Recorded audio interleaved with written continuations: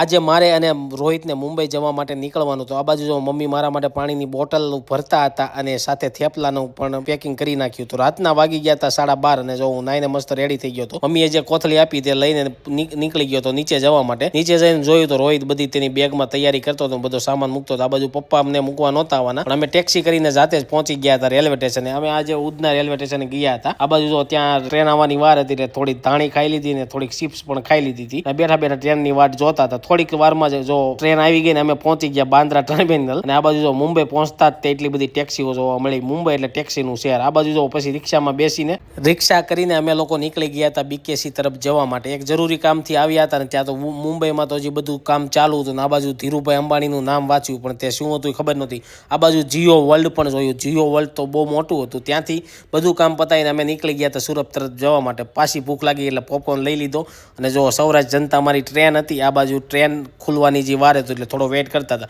જેવી જ ટ્રેન ખુલી એટલે અમે ચડી ગયા 3જા માળે. રોહિતનો માળ હતો 2જો, કારણ કે ત્યાંથી અમે ઘરે આવી ગયા અને ઘરે આવીને જો પછી ખાઈ લીધી ગરમા ગરમ મમ્મીના હાથની ભાખરી અને સૂઈ ગયા. વિડીયો સારો લાગે લાઈક શેર ફોલો કરી દેજો. આવજો. જય માતાજી, જય શ્રી કૃષ્ણ.